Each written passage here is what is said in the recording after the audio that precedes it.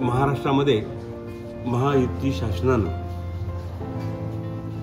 त्यामध्ये आपले मुख्यमंत्री एकनाथ शिंदे साहेब असतील, उपमुख्यमंत्री देवेंद्र भाऊ असतील, तिसरे मुख्यमंत्री उपमुख्यमंत्री आपले दादा आहेत, अजितदादा पवार आहेत. ह्या लोकांनी एक स्कीम जाहीर केली. त्या स्कीमचं नाव आहे मुख्यमंत्री माझी लाडकी बहीण योजना. आणि ह्या योजनेचा प्रस्ताव कॅबिनेटमध्ये घेऊन तो मंजुरीला घेतला आणि त्याची प्रक्रिया चालू झाली.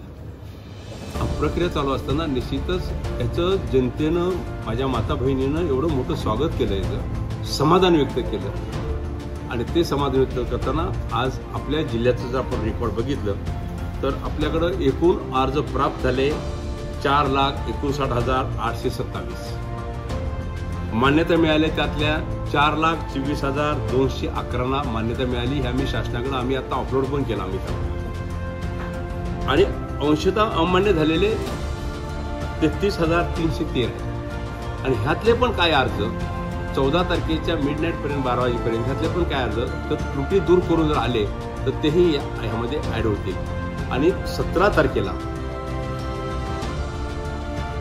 राज्यस्तरीय एक मोठा कार्यक्रम पुण्यामध्ये मुख्यमंत्री आणि दोन्ही उपमुख्यमंत्री हा कार्यक्रम माझी लाडकी बहीण योजना या योजनेचे पैसे वर्ग झालेलं बटन दाबणार आहे. त्याच वेळेला असे आदेश आहेत की प्रत्येक जिल्ह्याच्या पालकमंत्र्यांनी जिल्ह्यात राहायचं आहे. प्रशासन सगळं बरोबर घ्यायचं. कलेक्टर असतील, सीओ असतील, आयुक्त असतील, एसपी असतील, बाकी सगळे त्यांचं सगळं प्रशासन असेल. त्यांच्या माध्यमातून आपणही इथं महिलांचा मेळावा घ्यायचा आणि ते ऑनलाईन सिस्टममध्ये त्यांना बघता यावं की आपले पैसे वर्ग झाले, बटन दाबलं मुख्यमंत्र्यांनी, दोन्ही उपमुख्यमंत्र्यांनी. आणि हा लाईव्ह कार्यक्रम आम्ही 17 तारखेला, आम्ही हे टेंटेटिव्ह तारीख आहे पण 17 तारखेला होईल. आणि त्यानंतर सगळ्या महिला घेऊन आम्ही हा कार्यक्रम आयोजित करतो. तर ह्या दृष्टिकोनातून काम करत असताना निश्चितच एक मोठी स्कीम आपण ही तयार केलेली आहे. त्यामध्ये काही त्रुटीमध्ये टोटल अमान्य झालेले अर्ज खूप कमी आहेत. 1%, 2% पण नाही आहेत. 0.5%. त्यामध्ये 2,303 फक्त रजिस्ट्रेशन झालेले अर्ज. आणि त्यामध्ये निश्चितच ही स्कीम मगाशी सांगितलं की ही स्कीम आता हा लॉट 14 पर्यंतचा लॉट जाईल. 31 पर्यंतच्या नोंदणी आपण 14 पर्यंत घेतोय, 17ला तो डिक्लेअर करतोय. मागले जे अर्ज येतील ते पुढे त्याची तारीख डिक्लेअर करून त्यावेळी आपण अपलोड करणार आणि त्यावेळी तो कार्यक्रम घेऊ. आणि असं करत करत ही पहिलं सांगतो की ही स्कीम आता झालं म्हणून ती बंद होणार नाही. ही स्कीम कायमस्वरूपी चालू राहणार, एवढं मला आपल्याला सांगायचं. आम्ही एक शंका मी झाल्यानंतर कलेक्टरनी आम्हाला विचारली, शिवने विचारली, सगळ्यांनी विचारली की हे पैसे जर आपल्याकडे आले, कारण हे एक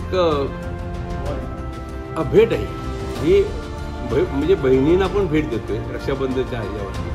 आणि तर ती भेट आपल्याला 17 तारखेला सगळ्या बहिणींच्या अकाउंटवर हे पैसे जातील आपले. ते त्यामुळे आपण 17ला आपण 19 रक्षाबंधन आहे. 19 रक्षाबंधनाला सगळ्याच्या अकाउंट हे पैसे दिसतील. आणि हे पैसे जर बँकेत आले, जर एखाद्या माता बहिणीचं कर्ज त्या बँकेत असेल तर हे कर्ज बँकेने कुठल्याही हे पैसे कर्जाच्या पोटी वर्ग करू नयेत असे आदेश ताबडतोब द्यावे लागतील. असं मी आता चीफ सेक्रेटरीशी मी आताच फोनवर बोललो आणि त्यांनी सांगितलं की मान्य केलं की आपण आता आदेश काढू. त्यामुळं चिंता करू नका की हे पैसे तुमचे कर्जात वर्ग होणार नाहीत. त्यामध्ये दुसरा एक विषय असा की अजून विरोधकांना त्यांच्या माइंडला चलबचल आहे. ही स्कीम होते, नाही होते, फसवी आहे, काय आहे, हे आहे, ते आहे. पण हे शासन जे बोलतं तेच करतं. म्हणून आम्ही 17 तारखेला आम्ही बटन दाबून जवळजवळ महाराष्ट्रामध्ये अंदाजे आम्हाला आहे 2 कोटी माझ्या माता बहिणींना, लाडक्या बहिणीला हे पैसे जातील. आणि तेही आम्ही 2 महिन्याचे देतोय, 3,000 रुपये देतोय. ज्या दिवशी कॅबिनेटला आपली ही चर्चा झाली, मंजुरी दिली, तो महिनाही हातमध्ये धरला, पुढचा महिनाही धरला. असे आम्ही 3,000 रुपये प्रत्येक बहिणीच्या अकाउंटवर आम्ही पोहोचवतोय. आणि ते अकाउंटचे पैसे रक्षाबंधनच्या मुहूर्तावर सगळ्या माझ्या बहिणींना आपल्या खात्यामध्ये दिसतील.